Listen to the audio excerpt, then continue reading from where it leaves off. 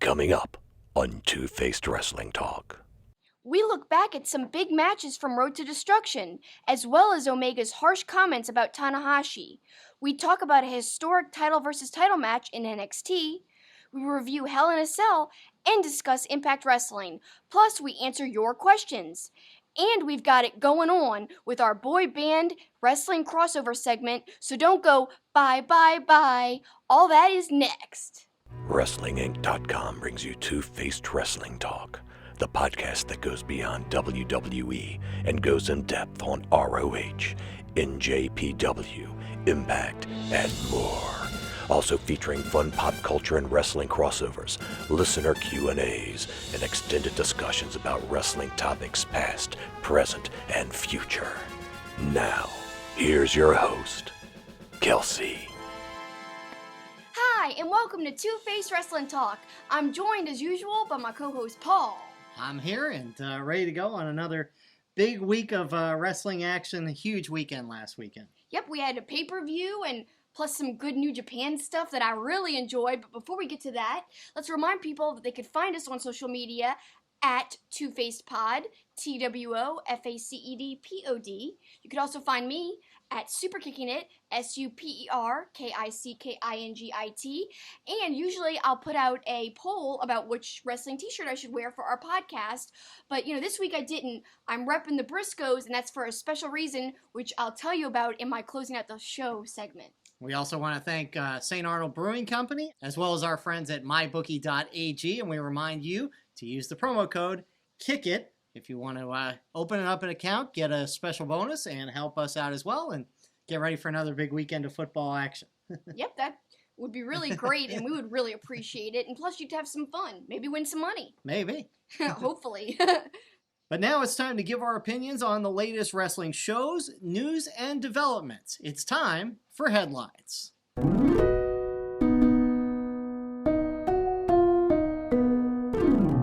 And Kelsi, we're going to start this week with a topic we haven't really talked about in a couple of weeks, New Japan Pro Wrestling, and two really good shows over the weekend.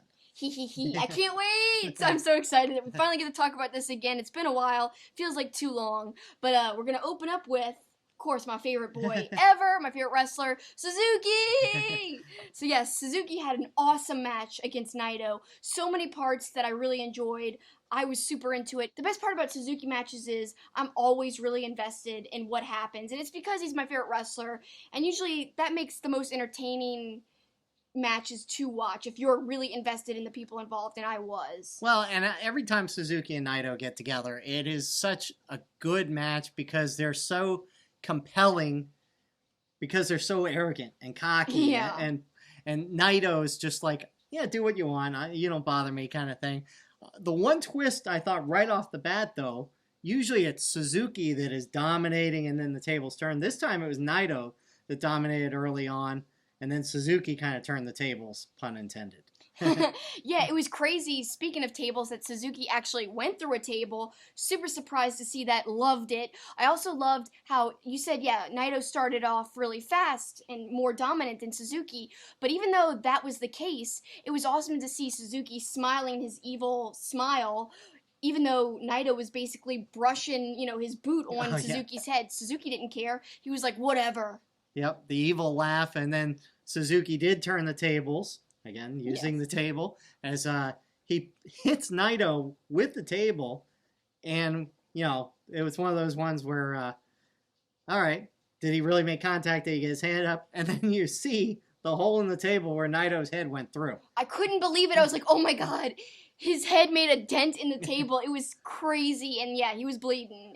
That was harsh. Looked dangerous as heck. I loved that spot.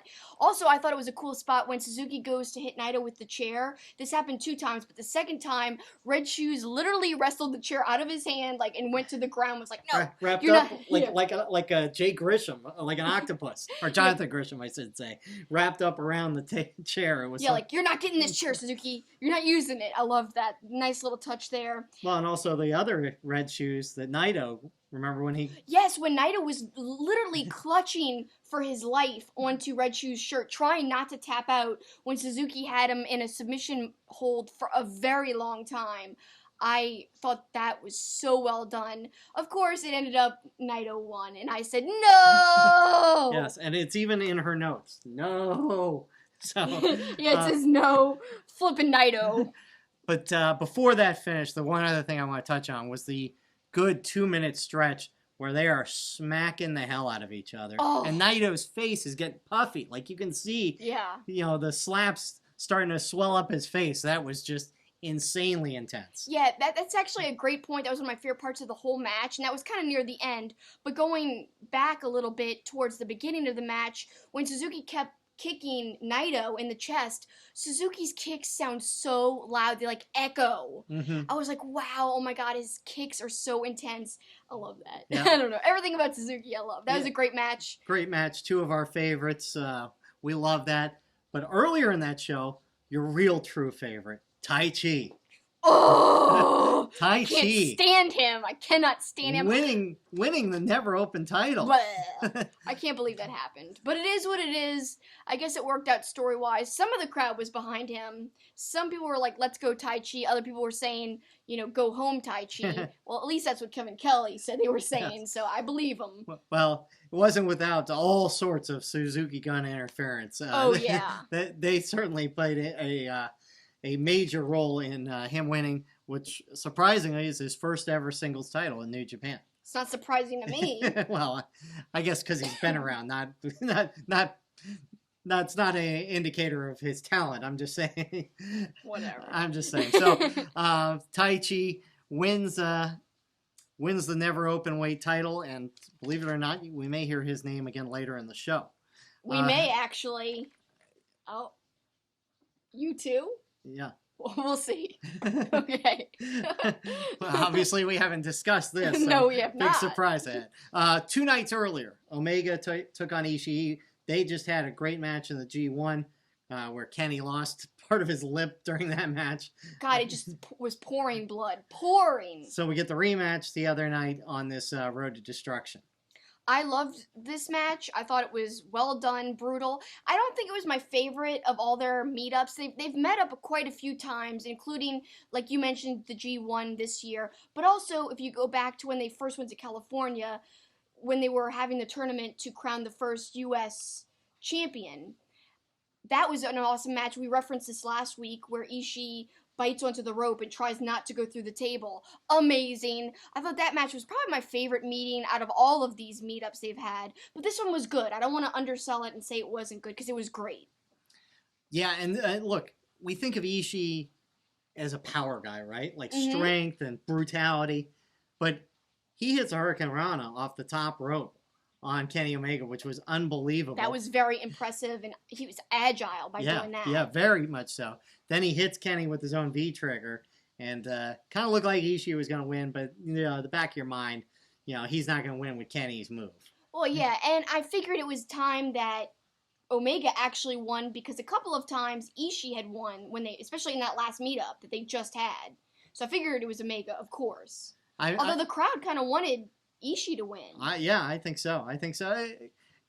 As popular as Kenny is, and we're going to talk a little more about Kenny here in a second, the crowd does kind of like to see him get upset sometimes there, I've noticed. Well, also, I think everyone really respects Ishii, and they know how hard he works and how he always delivers a great match. In fact, if you go back to some of our first podcast episodes that you and I have done, we talked a lot about how he was one of the best wrestlers ever, super underrated, not in New Japan circles, but like in outer circles. Like, people don't mention him all the time in their favorite wrestlers list, but he should be mentioned more because I can't remember an Ishii match that I didn't like.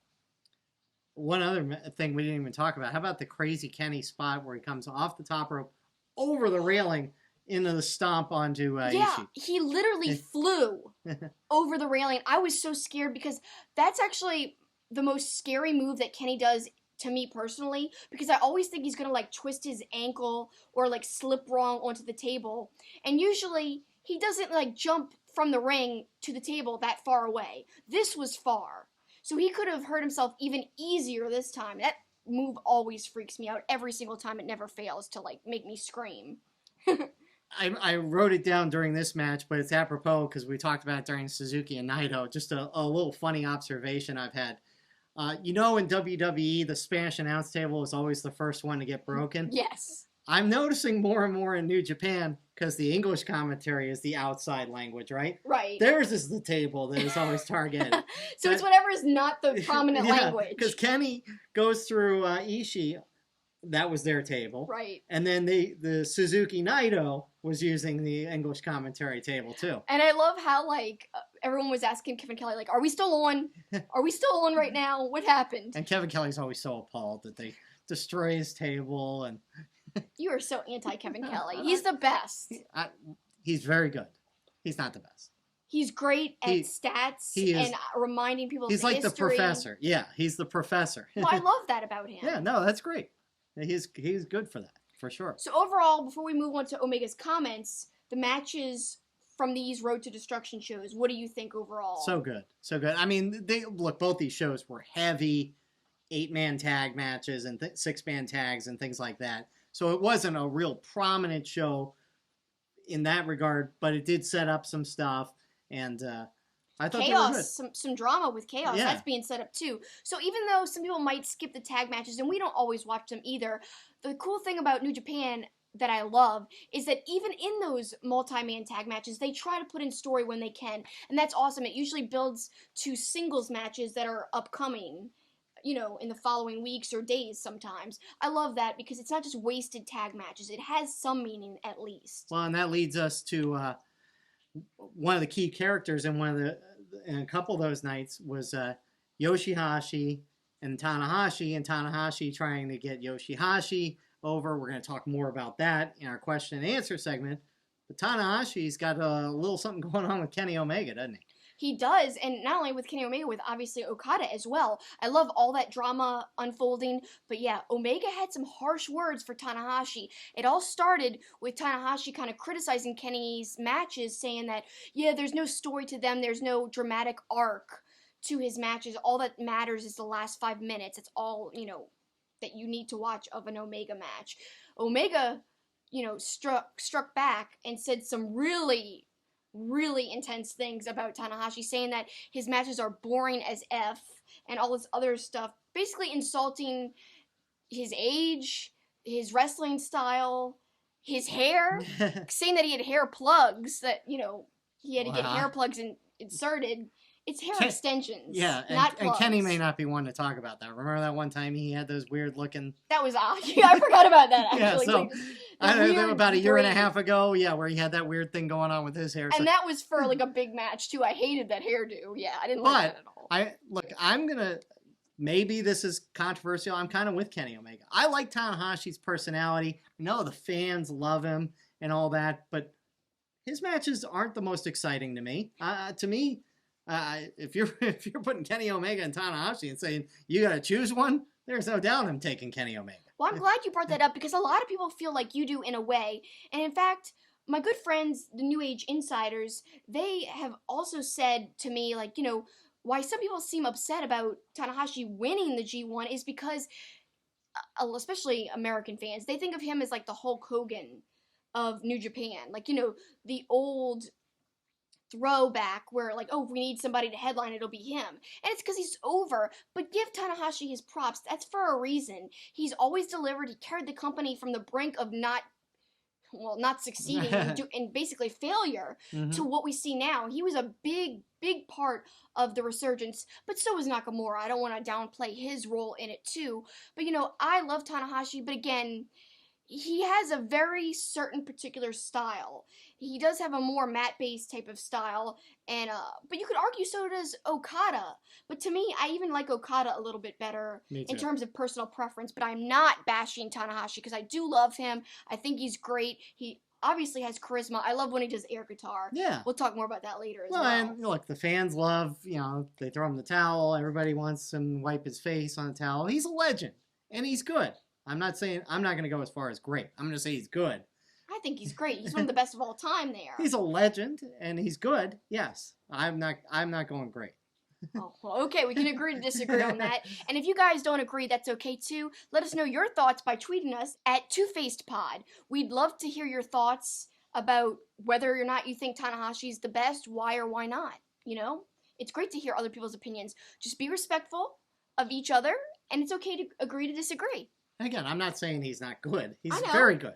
The main event of the G1 was a great match. I loved that match. I'm just saying, if you're giving me a list of New Japan guys, he probably doesn't even crack my top 3.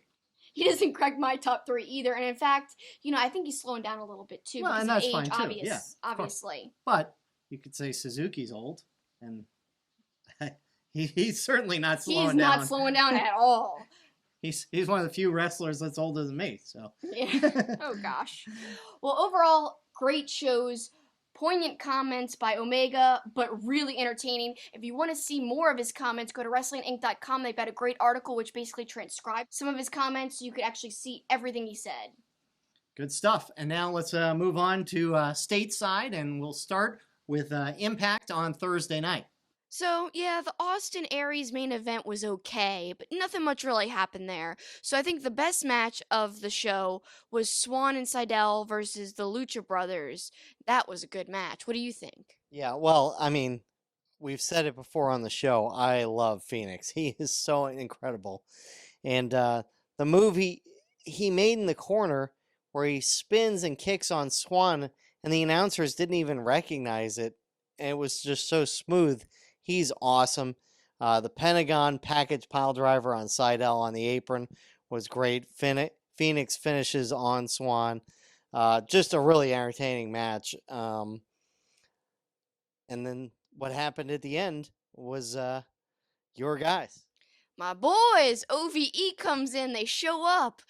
Sammy Callahan's like my favorite thing ever in Impact right now, so I don't know. I'm a fan of anything he's involved in. And then Brian Cage also showed up to even the odds. Yep. Looking forward to that pay-per-view with the 6-man tag match. Not a great crowd in Mexico for that, but a great crowd at NXT for that historic match between Ricochet and Pete Dunne, title versus title. Yeah, the crowd was definitely into it. And, Nigel had some good moments on commentary. He noted that the chants for Ricochet and then Pete Dunne's bruiserweight chant, they were kind of melding together. That was pretty cool. That was a nice observation. The match itself was pretty good. Wish we would have had a definitive finish, but, it is what it is. Why would they combine and have one person hold their two, main mid-card titles that are very important for the brand? Well, speaking of melding together, I had to laugh. There was one point where Morrow is screaming so much you couldn't even make out what he was saying. He was just melding words together. It was he was so excited. I thought the match was interesting and great psychology and great selling that Pete Dunne was working on Ricochet's left hand, left wrist, and they sold that throughout the whole match. And it looked like it was going to set up for the finish. But as you mentioned, we didn't get a definitive finish because the Undisputed Era came out. Yeah, and then also, War Raiders showed up as well. I'm a big fan of them, and obviously that's furthering the whole Undisputed Era and War Raiders match that's going to eventually happen, I'm sure. So that's interesting, but again, it just felt like there was something left. Like we want to see something definitive because it was so good, but who's the better man? I don't know. I guess we'll never find out unless they're setting up a future matchup between them. Well, Kelsi, that is the week in Impact and in NXT and a historic title for title there. But let's shift our attention to Sunday night, Hell in a Cell. Overall thoughts on the pay-per-view? I actually am very surprised. I thought it was way better than I thought it would be. I was excited, but I had my reservations, like I always do with the WWE pay-per-view. I think it delivered. And it delivered quick, too, because right off the bat, with Hardy and Orton, I loved that match. So I knew, well, this might be actually a good pay-per-view. So yeah, I'm pleasantly surprised, and I liked it. Yeah, I was kind of surprised they started with that match, especially the direction that match went, because then it was setting a high bar for the rest of the show. And really, we'll get to the details of that in a second, but I thought from top to bottom, the show was really good. Like, all the matches were good to me. The only one that I was like, was The Miz and Maurice against Daniel and Brie. Yeah, that's the only one that I really wasn't too fond of either. I also thought that the pay-per-view kind of was well-paced and also had good positioning of matches, except I didn't like seeing the AJ Joe match so early. I'd like that to be later. I'm kind of sick of them not being anywhere close to the main event because AJ is so good, and Samoa Joe and his program together is high caliber. And like I like how you said that your least favorite match was kind of the Brie Bella and Maurice thing. Let's talk about the reaction to that match versus the reaction of the audience to AJ Joe. Yeah, I noted it right away that the crowd was actually more into the Daniel Bryan, Brie Bella, Miz Maurice match than they were into the AJ Samoa Joe. And to me, that kind of spoke volumes about the WWE fan attitude, maybe because of Total Divas, maybe because there's more kids there. Whatever it was, to have that great match right before that in AJ and Samoa Joe, and it didn't have near the crowd excitement as the match after it, the mixed tag. It's odd, but I mean, maybe it has to do with Daniel Bryan being involved, and we know how over he is. But at the same time, it's puzzling to me. But like you said, it says a lot about the WWE crowd and who makes up that crowd. A lot of casuals. What we call casuals, right. Meaning like they don't watch other promotions. Some women fans have been turned on to WWE through Total Divas. So you have them. That's kind of like a bigger, newer fan base who are more vocal, who would scream more for that match versus the AJ Joe match. So I think that plays a big part in the whole thing too. Well, let's go back to the start of that show, the Orton, Jeff Hardy, and that was so good. I am not exaggerating. Paul will tell you, I literally squirmed and screamed at the ear twisting thing. I was freaked out. I covered my eyes, and even you kind of almost covered your eyes when he was twisting his earlobe with that screwdriver. You thought he had a fake ear on. I really was starting to wonder if maybe they attached some sort of prosthetic clay or something, because it was so disgusting. It was. Orton bumped a lot more than he usually does. Well, we talked about that. Yeah. You know, maybe it's him being a heel, maybe him being really into this storyline, but you said it's the most engaged he's been in a long time. I loved seeing him really go all out. I mean, he took a lot of brutal punishment. Like, people were talking a lot about what Jeff Hardy did by falling off the top of the cage into the table. But even more so, that gash in Randy Orton's leg kept going. The brutal slapping of his back with that belt. Mm-hmm. He had, bleeding on his back and belt marks. They were really prominent. I haven't seen that in a long, long time. And I was glad to see that kind of brutality in a WWE ring. Really kind of harkened back to when Hell in a Cell was a special thing, and when you expected blood in a Hell in a Cell match. So, to me, it was a great callback, and I'm glad they let him do, something more brutal. Well, let's go to the other Hell in a Cell match. We'll bookend the show. Okay. And the way it ended, and that was Braun versus Roman. I thought this was a very good match, but one thing I pointed out, and until the end, really, of both matches, the Hell in the Cell itself, the cell really wasn't involved. It was almost, as you said, more like no DQ matches or an Extreme Rules type of match. Yeah, I thought it was odd because I would have liked to have seen the cage used more between them, like the actual people in the match. But then we've got other participants coming in and they use the cell, which obviously that's why the whole thing was a cell match. I wanted to see Braun do something crazy. Yeah, that's what I was hoping for. I wanted to see him dive into a table from like really high up because he's so big. Right. It would have been kind of like, it would make people gasp. It would have been death-defying. I think it would have been more special than, somebody smaller like a Shane McMahon who usually jumps off the top. Or even a McFoley. Like, Braun's huge. That would have been crazy. Instead, you had Rollins and Ambrose and Ziggler and McIntyre. They're fighting on top of the cage, which that was all fine. Yeah, let's talk about that. But the Rollins-Ziggler, neither of us really liked. That's a pet peeve of ours, because we've said this, and I've even said this, so I'm not just being critical of WWE. If you remember back to when Kenny Omega faced Chris Jericho, the one spot I didn't like, and this is in New Japan, the one spot I didn't like in that match was when Jericho was dangling, there was a table behind him, and he looked back and then fell into the table. Same type of thing happening in this match, where, Rollins, they look back. Twice. Yeah, and then even on the last thing where they both smashed each other's heads in, there was kind of a delay before they fell back. I mean, look, It's a pet I peeve. give them all the credit for doing the spot, and going through the table. Just don't do the spot if you have to look back. Right. I say just eliminate the spot. I'd rather not see the spot if they have to look back. The looking back, I don't know why. It's something personal, I guess. It's a personal preference. If you guys disagree, that's fine. But when you have to look back at where you're falling, I just don't like that. There's a lot of things in wrestling I can suspend my disbelief on, including comedy wrestling, which there's some things that I like that other people like just scoff at. But this is something, for some reason, it bothers me, and I don't know why. Fast forward to the end of this match. Well, one thing I wanted to mention earlier, too. And WWE kind of glossed over it. They didn't show a replay. I think Mick Foley at one point on the pin, I think he actually counted 3. I think he hit the 3rd time and then quickly went, no, 2. But I think he actually counted to 3. But let's go to the ending. Huge surprise. Brock Lesnar appears.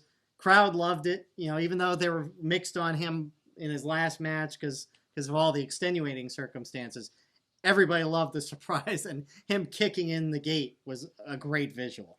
I love the surprise too, but I know that online and in the masses, not everyone agrees with that. And that's because, people were happy to see Brock go because they thought he was a lazy champion, and now he's kind of inserted back in. But obviously a lot of this has to do with these overseas pay-per-views where he's going to be involved, probably because there's big money involved. So, of course, he's going to come back into the mix for that. But you know what? I like it, personally, and you said you liked it. And it's because, it added some excitement. And at the end of the day, it sucks that Brock's not around all the time, but he's an exciting guy to watch. And he's somebody that kind of calls attention to what he's doing. You're interested. Whether or not you like, the politics behind everything, you're interested in what he's doing because he's kind of like a force. And he's a very physical guy. And just, I don't know, I love seeing him back. Well, let's talk about the match of the night. We talked about it a little bit at the beginning just because of the placement of it. But Samoa Joe and AJ, and just another great match. The Samoa Joe suicide dive through the ropes where he reaches and almost is delivering a mock AJ phenomenal forearm. I think he was. Yeah. I think it was almost like he was doing AJ's move just to spite him. Right. Yeah, I thought that was really good. If you think about the whole story of the match, he's trying to replace AJ in his family. So why not use AJ's moves in the ring against him? He's trying to basically become AJ, family-wise. So I think that was almost like, maybe I'm kind of going too deep into it, but I think that's kind of a cool analogy. He's almost copying AJ's moves just like he's trying to be AJ in his home life. I like that. I like that a lot. That's a good commentary. I loved Styles showing his strength with that rack bomb on Samoa Joe, and then the brutality of the Samoa Joe clothesline where he busts open AJ. And it was all good, and they came down to the end. Coquina clutch on. Did AJ tap before the pin? So obviously there's going to be more to this story. Right, and they set that up, and that was the one maybe thing. I get why they're doing it, but this pay-per-view was almost a lot of setting up for these 2 overseas shows. That was the one negative, I would say, because, it would have been nice to have some things that seemed like definitive versus, let's just keep setting things, up and making things set up and put in the wings for another pay-per-view. Why can't we just have some decisive stuff? But the matches themselves were pretty decent, and the stories themselves, we had some nice surprises, so I'm not really complaining too much. Finally, the 2 women's matches. Becky Lynch wins the belt over Charlotte. Really good match, but the ending, the roll-up was kind of clunky. Wasn't a big fan of that. Very clunky. I didn't like that at all. And then roll-up. Ronda Rousey and Alexa Bliss. They set it up on Raw where Bliss hurt the ribs of Rousey, and so they made her seem a little vulnerable. And I like how you remember that, and that doesn't hinder your enjoyment of the match. A lot of people online complaining, why didn't Ronda just destroy Bliss, and it was like a 2-minute squash match? Think about that for a second. Why would they do that? Alexa has been dominant on the roster for a long time. Not only like on one brand, but on both brands. So why would you kind of demean everything she's done in 2 minutes? I'm not saying that it's not going to happen eventually, because, she's cheated to win a lot of times. It's not just like from her physical prowess or anything. But what I'm saying, it makes sense story-wise. Don't just destroy Alexa and kill off that rivalry when Alexa is one of your most dominant women in the division. why totally throw away that story that has more to tell, you know? And like you said, they kind of teed up the whole thing by having Rousey hurt her ribs, quote, on Raw. So I think it all made sense when you realize that. And a lot of people are complaining about it, saying like, oh no, it's terrible. I don't mind it at all. Yeah, I don't mind it either. And look, I expect Ronda Rousey to carry the belt all the way to WrestleMania. And in that case, they need to show that she can have these longer matches. Right. And what they did with Alexa was one of the only ways they could do that. She's still kind of green in the ring. We're talking about Rousey being green. So there had to be some kind of way that they could have a longer match with it making sense. And that was the perfect way to do so. I thought so. And look, she can beat everybody, but not everybody's got to be a squash match, you know? Right, exactly. You know, she should be, even in his heyday when Hulk Hogan you knew was going to win every match, he would be tested even by this up and coming guy or whatever. So you don't have to, they can win, but you can have them tested a little bit. So I have no problem with that. Like Ric Flair, one of the greatest of all times, he made his career on doing stuff like that. He would always make like the contenders shine. And I'm not saying that Alexa shined. I'm saying that you can still be an amazing champion and like one of the best champions ever and not just have a 2-minute squash match. Ric Flair would have these long epic matches but still wind up the winner. Same thing here. Ronda still won. Didn't hurt her. Scale of 1 to 10, what are you giving that pay-per-view? That's hard. I didn't really think about a number rating. Just because we watch so many great in-the-ring stuff, even though I'm highly, positive about this show and I've been praising it, I can't give it, very high of a rating just because of what we've seen this year in terms of competition with other promotions.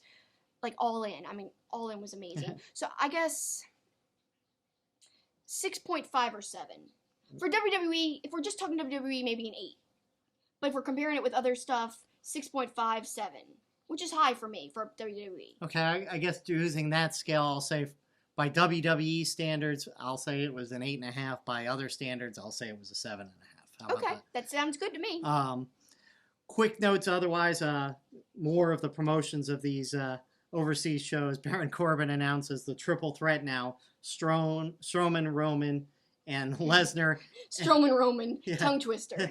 And I love Strowman's reaction to that. He goes, "That sucks. I think you suck, and you suck." So and then later he says again that Corbin sucks again. Yeah, so that was good stuff. But that'll be a fun triple threat. I think, like you said, Lesnar's coming back for the payday. He probably won't win the belt there. No, and rightfully threat. so. We don't need him as the champion again. No, but it'll be great to have him in that triple threat. I think it'll mix it up, but I want to see a one-on-one match between Braun and Brock. So to me, the triple threat match is better with Brock being in it, but what I really want to see is not the triple threat. It's eventually I'd love to see a one-on-one. I'm dying for that. Only other note I wrote down of note was the Riot Squad coming out and attacking Ronda Rousey. I thought Ruby Riot's spear on Rousey was really good. We talked about that being better than Charlotte's spear, actually. Yeah. That was a beautiful spear. Really beautiful. Quickly on SmackDown, Marie saying that this is her last time on SmackDown, or they announced that on the opening segment. And the only other thing I wanted to talk about was Cien Almas getting that great match against AJ. I think he's one of the few that you can say has been a success in his promotion because they're putting him on TV in these big matches, but you can counter it by saying, yeah, but he's still not at the level that he was in NXT. Mm-hmm. Because NXT, especially with his manager, Zelina Vegas, she made him so much greater than he even was before. And he had some amazing matches. And I just don't think he's at that level. I did think that the AJ match was amazing, but I think his place on the roster isn't as high. And that's what I see as the difference. I'm hoping it will get to be the same level, but I don't think it will just because of how people are booked on the main roster versus in NXT. So, that was a lot of WWE talk, and it's kind of weird. It's almost like, are we in Bizarro World? I'm being super positive. I know. But let's change gears to something that I'm always positive about, almost always, and that's Ring of Honor And, I haven't been really watching too much of their TV lately, but I'm going to start catching up because there's some events I'm really excited about. And Two-Faced Wrestling Talk, man, we have an exciting month coming up, going to a ton of events, like including the Ring of Honor TV tapings in Las Vegas. I'm so excited. And then the night before that is the Death Before Dishonor pay-per-view, also in Vegas. Unfortunately, not going to that, but still excited for the tapings. At the pay-per-view, though, we're going to see Will Ospreay versus Jay Lethal. That should be a flippin' amazing match. I'm so excited. Yep, we'll talk about that more next week as we look forward to that big pay-per-view on Ring of Honor, and then, of course, New Japan as well. Yeah, I'm also going to be at New Japan Fighting Spirit Unleashed, and that's in California, in Long Beach again. That should be amazing. Cody Rhodes against Juice Robinson. So looking forward to that. Bullet Club storylines developing. Bullet Club goes against Firing Squad. The Bucks against Tama Tonga and Tongaloa. Can't wait to see that. I know it's going to be awesome. And then some other great matches lined up too, like Skrull versus Ospreay. We talked about that a few weeks ago, how we know that's going to deliver because their previous match was amazing and stole the whole show on the pay-per-view it was on a few months ago. So we'll look forward to those shows next week, and we look forward to talking more about the Firing Squad in our question and answer segment. Maybe some new members coming aboard for Firing Squad. We'll debate that. But when we come back, it's time for boy band talk. Bye, bye, bye. See you in a few minutes. I'll be lip syncing the whole second season. St. Arnold Brewing Company, located in Houston, is Texas' oldest craft brewery. Their goal is to brew world-class beers and deliver them to their customers as fresh as possible, making them the best beers in Texas and Louisiana. Their customers are beer lovers, people that appreciate great, full-flavored beers. So whether you're enjoying an Art Car IPA or a smooth-drinking lawnmower, look for St. Arnold beers throughout Louisiana and Texas. Welcome back to Two-Faced Wrestling Talk, and now it's time for my favorite segment, the Pop and Wrestling Connection, where we mix pop culture with wrestling.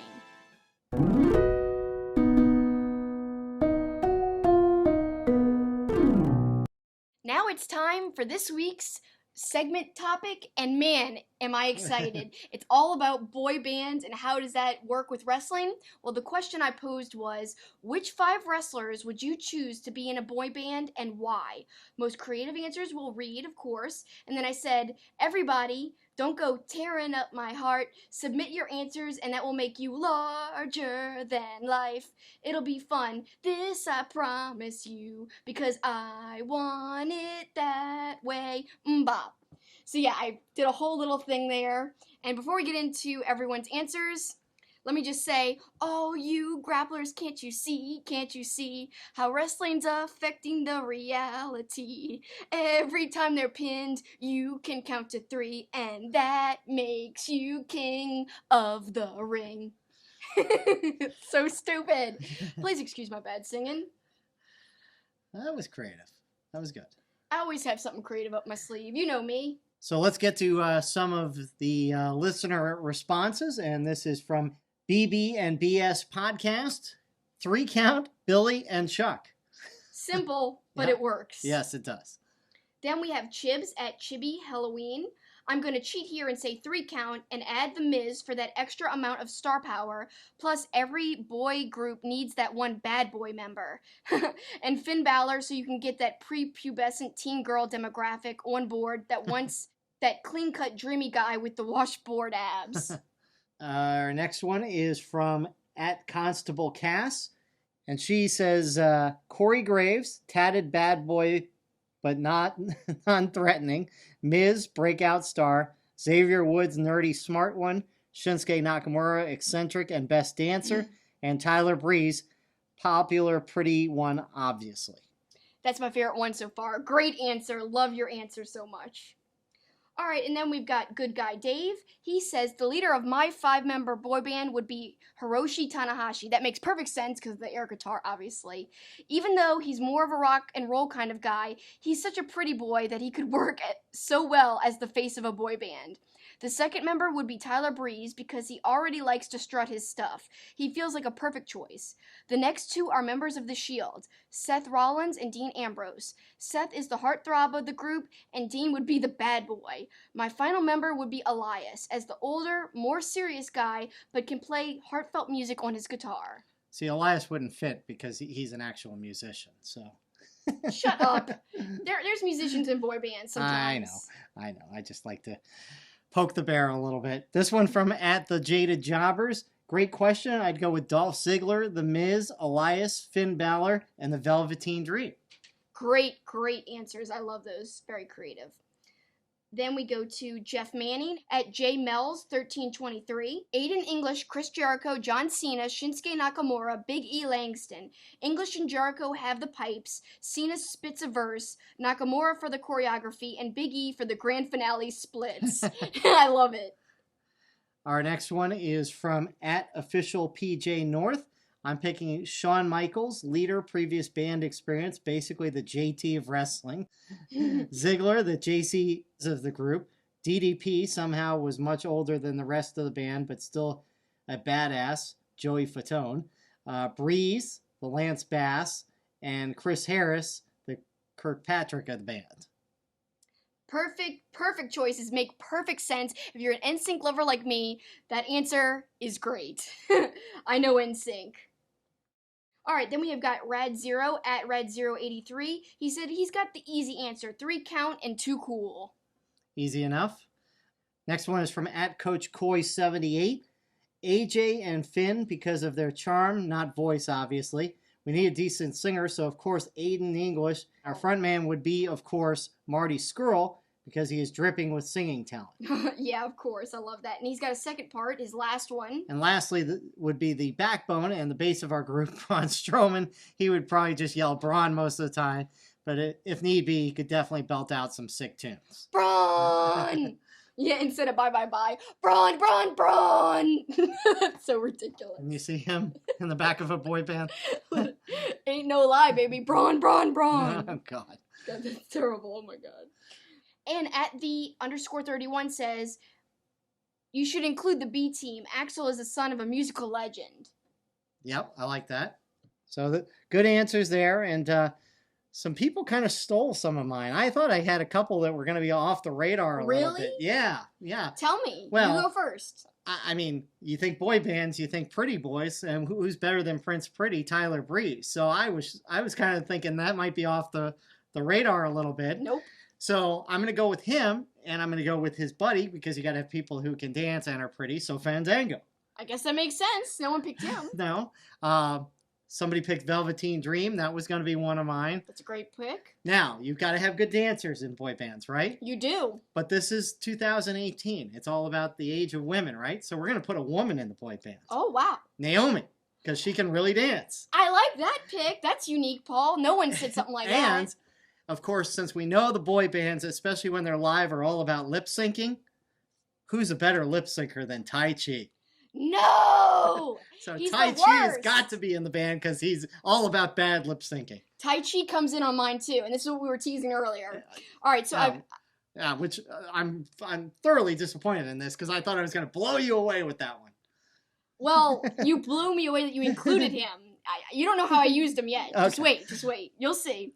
All right, so I kind of have an extensive answer here. I chose my version of Backstreet Boys and my version of NSYNC because there was a whole head-to-head war, and we'll actually talk more about the boy band battle of the boy bands later, but we'll see. Yeah, war. It's like the Bloods and the Crips. I mean, it was brutal. Take it to the streets, like OGs versus LAX. That's right. The streets are watching, but no, the fangirls are watching That's for this sure. boy band thing. All right, so Backstreet Boys, I'm going to start with them. So, for my heartthrob / Nick Carter, Osprey, because he can dance, he's got wicked awesome moves, he's blonde, like Nick Carter. Basically, he's the pretty boy of the whole wrestling boy band. Then my bad boy, which would be in the role of AJ from the Backstreet Boys, Tama Tonga. Not only is he a bad boy, quote, he's got sweet moves when he comes down to the ring doing that weird hand thing, boom, boom. He's got just such a swag and such an ease about the way he moves. I think he'd be awesome in choreographed numbers, but really cool when he was just, with the mic walking around the stage, basically shaking girls' hands. I think he'd do that really well too. He doesn't give an F, but everyone loves him anyway. Then we've got the underrated member, Howie, which would be Dalton Castle. He's got a flair. He's got manservants behind the scenes to help him out. And I don't know, he's a really intricate part of the band, an important part of the band, but no one ever thinks so. So I think he's a great past ROH champion that no one gives him enough credit. And that's why I'm including him in my band. Alright, then we've got Chris Jericho. He is the mature member, the glue that holds the band together. He's in the role of Kevin from the Backstreet Boys, of course. And, he could play instruments as well. The band wouldn't be the same without him. And then finally, as the leader of the band in a way, this is the role of Brian, who's basically the lead vocalist of the band Backstreet Boys. We've got Matt Hardy. He would be the wonderful frontman, and he's got experience, uniqueness, and charisma. Seems like a weird pick, but trust me, it would work. All right, and now... And outrageous outfits, which would go with 90s boy bands well, that's perfectly. for sure. So now, let's get your NSYNC. Here's my NSYNC. So first, we've got the heartthrob Justin Timberlake of the band. That would be Kenny Omega. Obviously, he's the most popular member, he's talented, and his talent can't be denied. And he is successful in a number of different ways, just like JT. He could act, he could flip and dance, he can sing. Kenny Omega's kind of like that triple threat as well, because he can be great on the ring, he's great at promos, and he's just awesome in general. Everyone likes him, his personality, and his storytelling. Then, this is going to seem weird, but the second in command, the second kind of tier vocalist just under JT was always JC, and my JC would be Trent Beretta. He's skilled and talented, but he's never the lead vocalist. He's always second. So Trent's really awesome. He's kind of underrated in the ring, but once you sit down and actually watch him, you realize just how good he is. So that's why he's the perfect JC. Then we've got, because Beretta's in the band, you can't have Beretta without his best friend, Chucky T. And Chucky T plays the goofy one, kind of like also the shy one, even though Chucky T is not shy, but he's going to be in the role of Lance Bass. So if you, like I said, you've got Trent, you need Chuck, underrated but highly entertaining. Then the goofball, the fun one, and also the weird one, Joey Fatone, because he also has red hair, Hiromu Takahashi. Basically, I picked him because of the red hair, but also super talented, and he's also very weird, and he makes people laugh. Then finally, because he's got weird hair as well, Chris Kirkpatrick had weird hair at the beginning of NSYNC. He had this weird, dreadlock, white and black dreadlocks. Vinny Marcellia, because he's got weird hair, and he's zany and crazy, just like Chris. So, and how does Taichi fit into this? Well, Taichi tried out to be in both of these versions of the wrestling boy bands, and he got denied. He thought that he could do well, but basically once they saw his terrible lip syncing, they said, "Go home, Taichi." Then Taichi tried to say, "Okay, but watch, I got this trick up my sleeve." He ripped off his tights to show his trunks, thinking that would impress them, and they were disgusted and hated it, and said, "Go home, you didn't make the band. You didn't make the cut." That's my boy bands. Wow.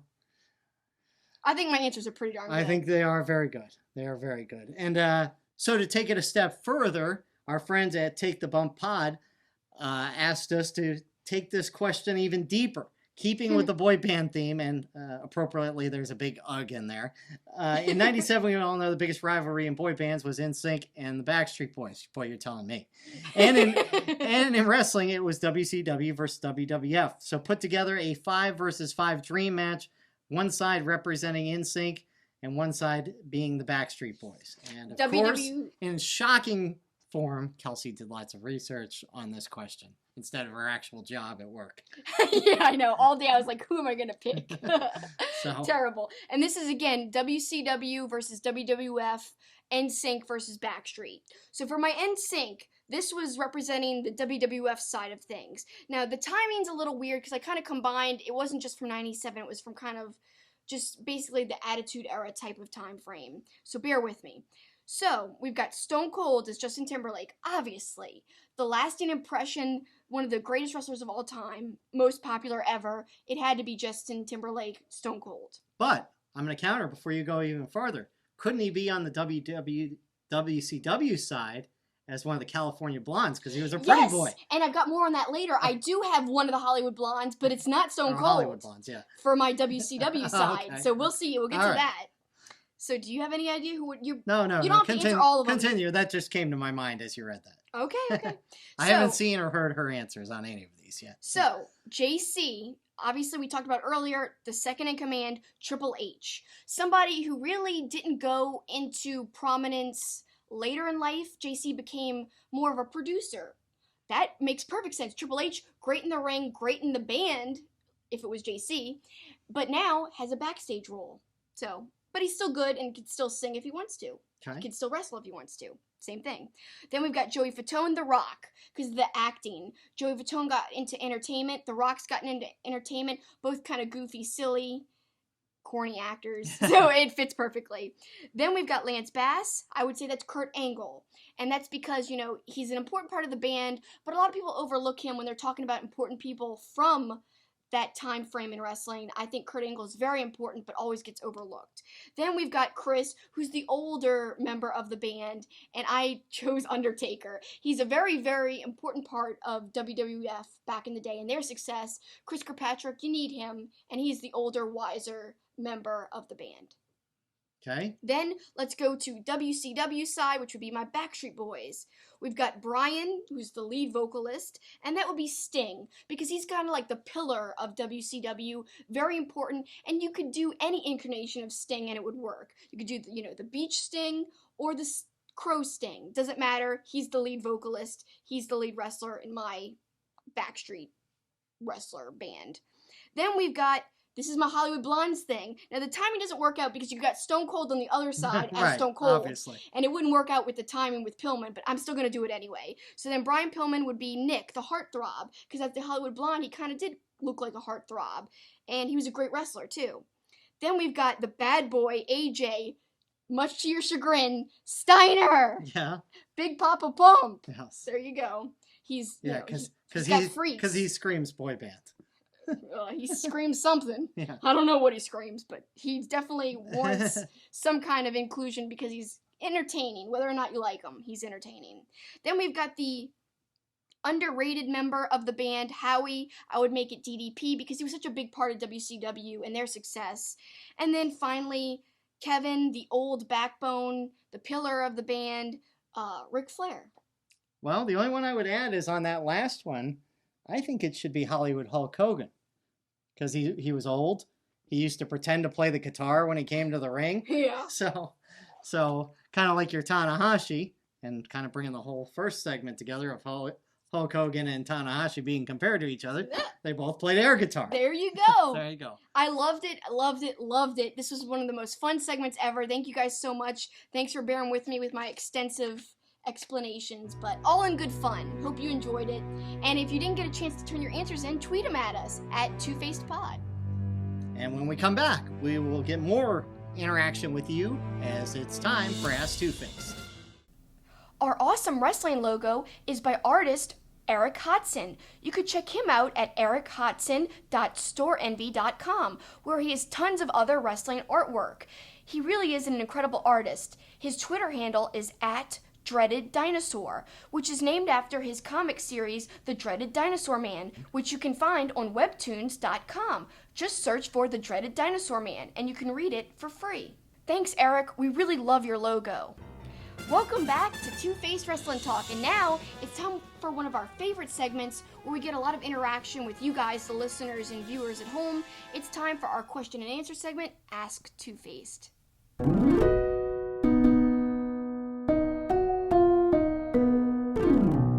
And we're going to start with our friend at Deej Kirkby, who asks, how bad was the All-In Hangover for you? Now, he was asking that, and I kind of said, well, it was kind of an all-in hangover in two ways. One, it was such a great wrestling show that no other wrestling shows seemed to be as good. So you kind of had a hangover of good wrestling, like how could anything ever measure up to that show? But the second type of hangover was an actual hangover, because he saw this video of me dancing that you put out on social media for everyone to see. And we'll put it again right here in the show. Take a look at Kelsi at the after party dancing to Downstate. So that was me dancing ridiculous. I had 4 beers that night, which sounds like nothing, but to me, it was a ton of beers. So I'm sitting here. The next day, I did not feel good at all. That was the day I interviewed David Lagana. I was feeling terrible. So my literal hangover was pretty bad. I never have 4 beers. I went crazy at the all-in after party. Nobody was dancing, though. That was my reasoning. Everyone was, like, so serious and stuff, and I thought the band should have some support. So Chad and Diesel from View from the Top Rope, you guys should check them out at View from Top Rope. They were with us the whole night. I thought my hangover was bad. So meanwhile, our friend Chad had flipping 12 beers, or at least I thought it was 12. He texted and told me it was actually 16 beers at the show and more later without a hangover the next day. And I can attest, I saw him drink all these beers and he was not affected at all. It was crazy. Well, let's put it this way. I think I got tired from standing up and letting him go buy more beers. Yeah. It seemed like it was every 10 minutes. So he was making fun of me because he was with us at the after party, him and Diesel, and Diesel said that I almost danced into Tanel Dashwood like 2 times. Yeah, I guess you can kind of see that in the video that we just showed. So obviously you got to watch on YouTube in addition to listening to us.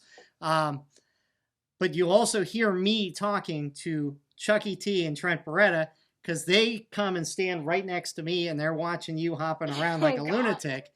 And I'm trying to get them to kind of go in on either side of you to kind of surprise you because you didn't see them. At first, but then I did see them and I just stared at them like, what are you looking at? But It was so weird. Chucky T just looked at me and said, no way, dude, I'll get hit. Yeah, he thought I was going to like bang him in the face with my hand or something. So. But that's funny because we just talked about them being in our boy band, or at least my version of my boy band for Backstreet Boys.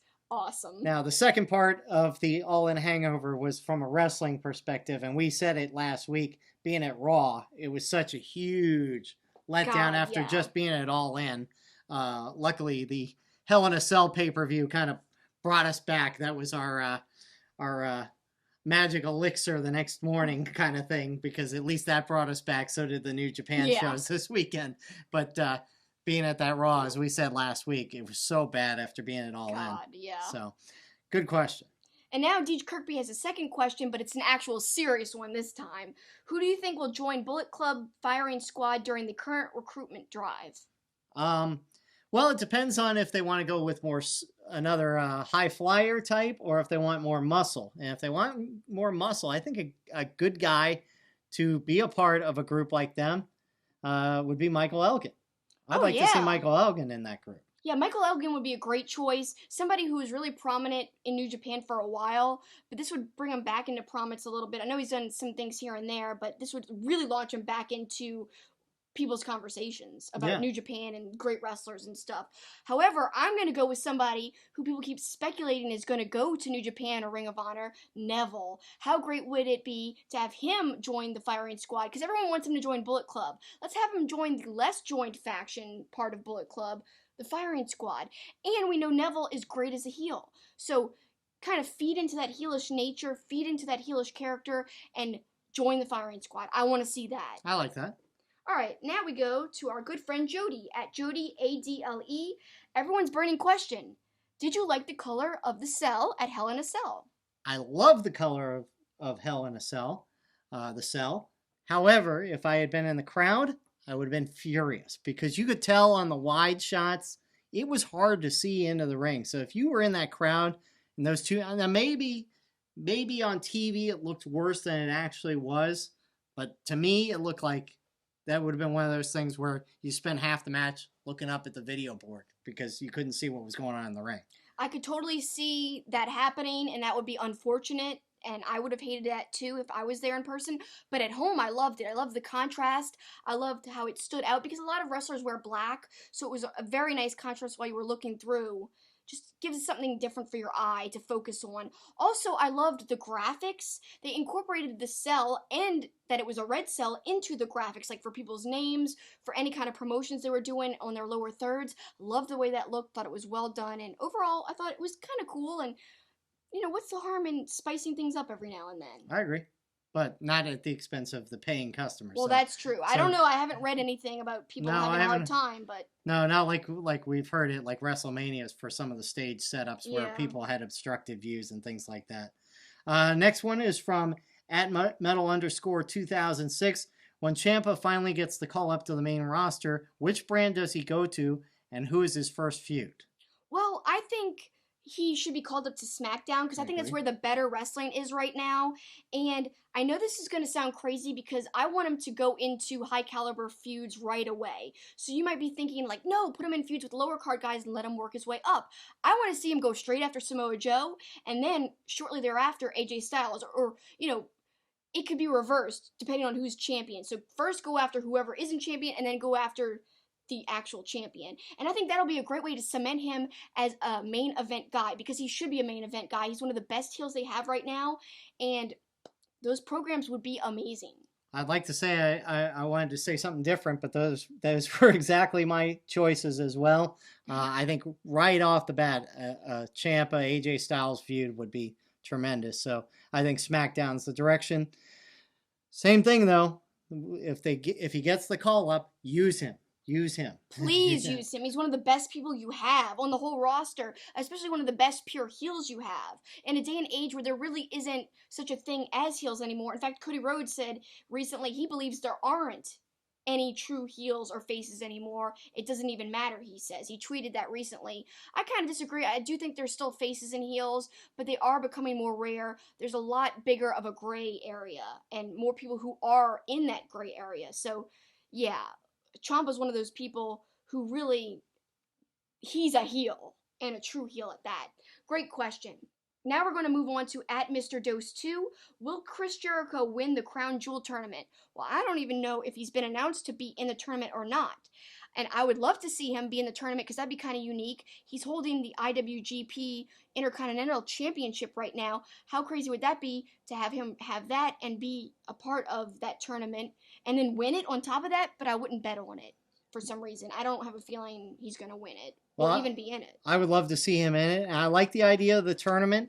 But I said this on the show a couple months ago. I think WWE has been lacking not having a King of the Ring or something like that that could incorporate house shows and stuff like that. I'm not sure I like it as a one-night event. Yeah. I would like them to follow the New Japan pattern of having some sort of an extended tournament, in that period between SummerSlam and Survivor Series. It's just something to spice up. I guess now we're going to have the two overseas shows, but yeah, I would like to see Jericho in a tournament like that. So this one's got a two-parter, our next question. And the first part of the question for you, Paul, and this comes from at the Mad Attack UK.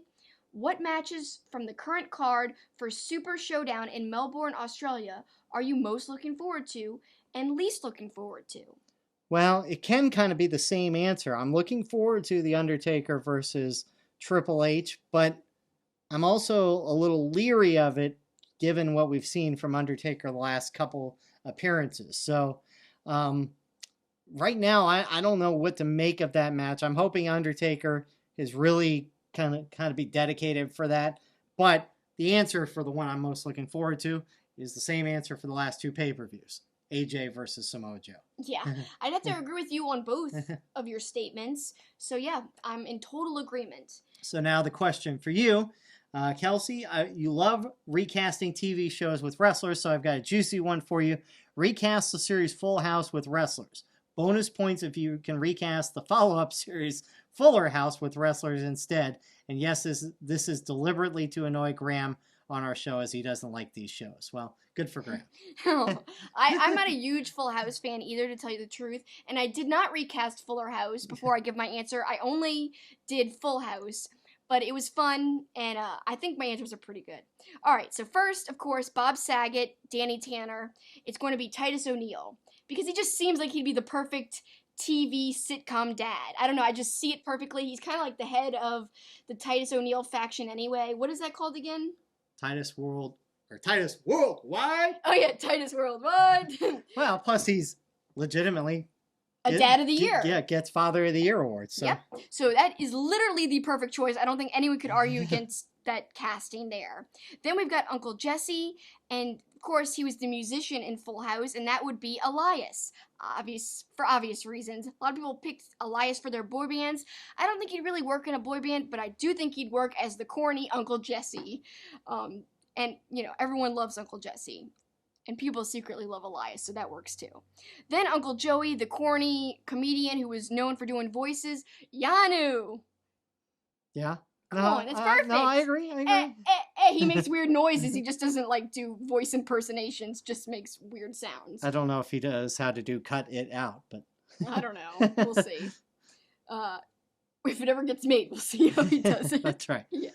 So then the three kids, DJ, Stephanie, and Michelle. I've got DJ and Stephanie as Matt and Nick Jackson, of course, because they're brothers. And then Michelle, the littlest one, who was played by twins in Full House. You know, the Olsen twins played her. So the boys, Dalton Castle's boys, would play Michelle Tanner. There you go. But, you know, obviously they're boy versions. But it would still work. Yeah, that works. There we go. That's my Full House. Wrestling style. Although if you're going to put females in. And it would be Full House as in they sold out they sold out a show. Right. It's a Full House. There you go. There you go. I would say since they're not really twins, but they're very similar, your Michelle could be the Iconics. I guess so, that's true. But also I had the Briscoes, even though they're not twins, and I even had, before I was starting to think like actual wrestlers, I was thinking of Earl and Dave Hebner. Oh. That's so random. Like how could they're so old, how could they be the children of Titus O'Neil? Yeah, exactly. I don't know. But I scratched it and, went with the boys instead. All right, next one is from @View from Top Rope. If Tanahashi is really starting his own faction with young guys to mold and make them better, what 4 future stars do you think he should recruit? Well, I've got a 2-tier answer. I've got people within New Japan already, and then outside of New Japan, like not even rumored to go to New Japan. So I'm going to do 2. My first set of people that I would like him to recruit, Beretta, because I think Trent is not utilized the best that he can be right now, and I feel like Tanahashi could take him and be like, we're going to make you like a real high-tier main event player, and that's what we could use to transition Beretta from a tag team guy, which he's like stuck being, to like a true heavyweight singles wrestler, which they've teased that he's made that transition, but he really truly hasn't. No, definitely not. Then Juice, because he's not really associated with a faction besides Taguchi Japan, which really isn't a true faction anyway. I think Juice could even rise higher on the roster by being associated with Tanahashi. Then, and I might be pronouncing it wrong, but Hanare, who's that guy who, he dresses with the, like, loincloth looking thing. Mm-hmm. And I just think that it could be more prominent, and Tanahashi would be the perfect person to make him do better on the roster, of course. And then one of the young lions who has a pretty bright future, and he's jacked to hell, Kitamaru. And I'm probably saying it wrong, but I say everything wrong, so excuse me. I'll blame it on the Cajun accent. Then we got my non-New Japan Pro Wrestling roster, who I think would be great as a part of Tanahashi's faction. David Starr, Speedball Mike Bailey, Brian Pillman Jr., and Jeff Cobb. Like it. I would love it, actually, if there was this whole story about Ospreay. Like, because Ospreay is so closely related to Okada, and now that Okada and Tanahashi are about to have this match, how cool if they had the time. Obviously, this is total dream stuff. If they did this whole thing about a falling out between Ospreay and Okada, and where Tanahashi kind of seduces him to join his side, and then we can get like true feuds between Ospreay and Okada, and then basically Ospreay's alliance with Tanahashi. That would be really neat. That's just something that's totally far-fetched, but I don't know. I love the idea of it. Next one is from @Wrestling2_O. What companies in the future do you see falling under the NWA banner? Well, it's important to note that I think that no companies are falling under the banner like it used to be. Right. It's not the same. Right now, how it's being operated is more like, just like a traveling champion, that's the same, but it's more so companies and promotions working with the NWA right. and cooperating and allowing these matches to happen. And sometimes it's through that person's television deal. Like in Ring of Honor's case, at their TV tapings, Cody's going to defend his NWA title against Willie Mack. That's happening on the television taping. So that's with the cooperation of Ring of Honor. So I think that a lot of companies will cooperate with the NWA, almost all of them. But the big question is, will WWE? Because Cody has said he wants to defend the championship on Raw. He'd love to face Randy Orton. That would be so cool, but I don't know if I see that happening. We'll have to see.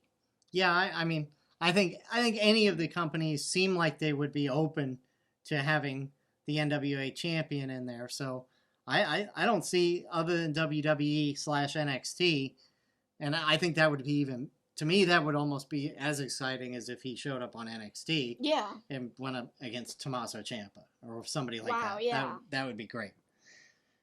Okay, so our next question at ZACSHI130.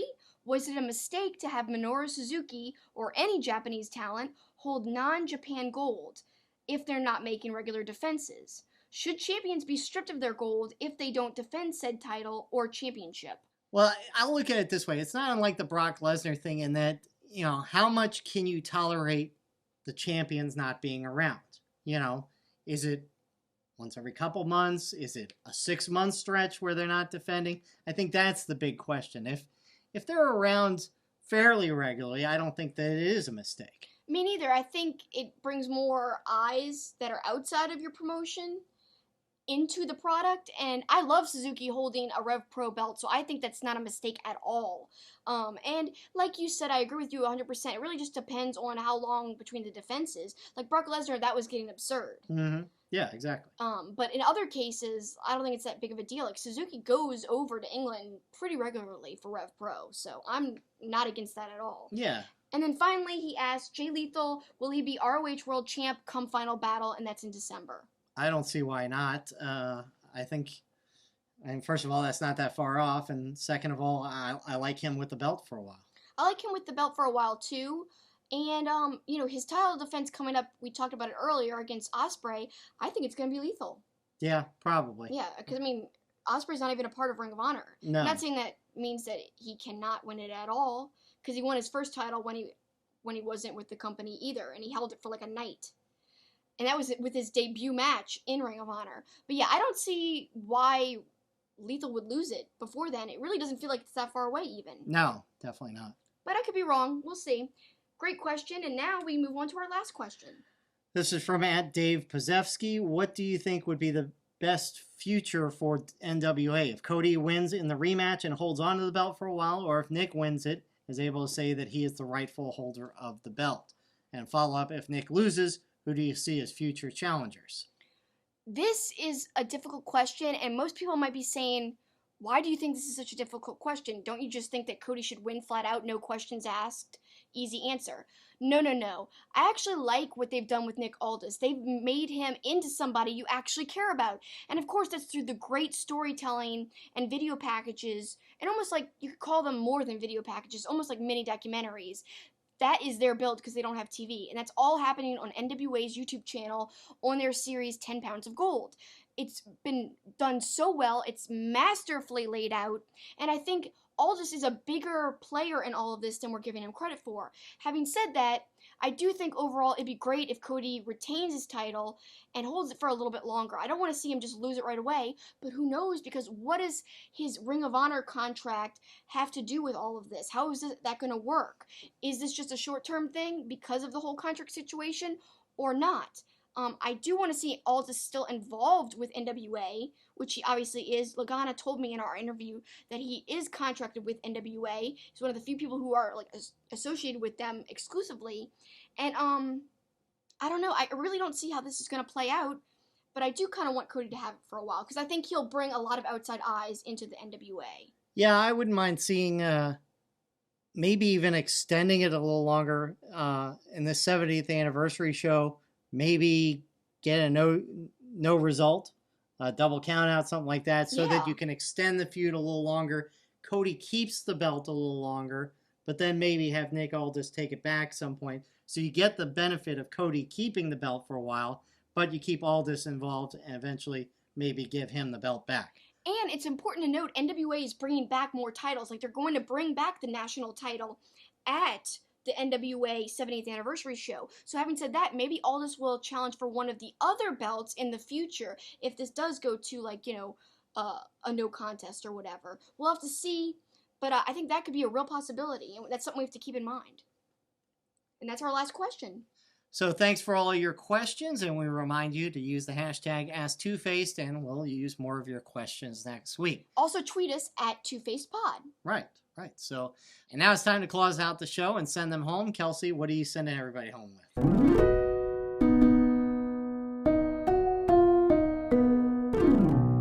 Well, I teased it in the beginning of the show. I'm wearing a Briscoes shirt. And that's kind of important because they just surpassed 1,000 days as tag team champs. Now that's collectively over all their title reigns, which, by the way, this is their 9th tag team title reign. That is so impressive when you think of what they've done and who they've faced. The tag teams, the great tag teams like Motor City Machine Guns, the Young Bucks, so many more. Even going back to El Generico and Kevin Steen, aka Sami Zayn and Kevin Owens. When you've got prominent names like that, that's some impressive numbers right there. And they first won the titles back in 2003, so I had to rep them boys, the Briscoes. Man up! Those are my boys. I love them so much. There's more information. There's a great article about that at WrestlingInc.com. Also, ROHWrestling.com. They have a whole big article with even more stats than I already just rattled off. And also, I want to quickly talk about something we haven't talked about in quite a while. PWG Bola just recently happened. You know, Jeff Cobb had a great showing. We just ordered the DVDs recently, so look out. We will be talking more about that later. We're due for a PWG marathon, and I ordered a couple of DVDs. I'm very excited to get in the mail. Yeah, it's been a little while. We really haven't watched, I think, since the show we were at, right? Maybe one DVD after that, maybe? Not even a whole one. I don't even think we finished the one after that. So definitely looking forward to that. I'm going to send them home with something real brief here. I've talked about it multiple times on this show that 205 Live just didn't have a chance after SmackDown. It certainly didn't with the live audience, but I think even on TV, I want to give kudos to WWE for what they've done with their Wednesday night. And it's, from a programming sense, it's really good because now you have 205 Live, NXT, and the Mae Young Classic. So 3 hours of different types of competition. So it's not just 3 hours of wrestling. It's, you know, you got your cruiserweights. Then you've got, you know, all things in NXT. And then you've got this great women's tournament. So WWE, I think, has done 205 Live a favor by getting it away from Tuesday night. We'll see how it translates with people watching and maybe gets more buzz about 205 Live, but kudos to them. Yep, and great sending them home, so kudos to you. Okay. And kudos to you guys watching at home. We really appreciate you giving us your time, taking the time to listen to us and or watch us if you're watching us on YouTube. One last quick plug. We want to remind you can check us out on twofacedpod.com. That's how you can find the different platforms you can view or listen to us on, and tweet at us at twofacedpod on Twitter. Thanks so much for watching and or listening. That's the finish.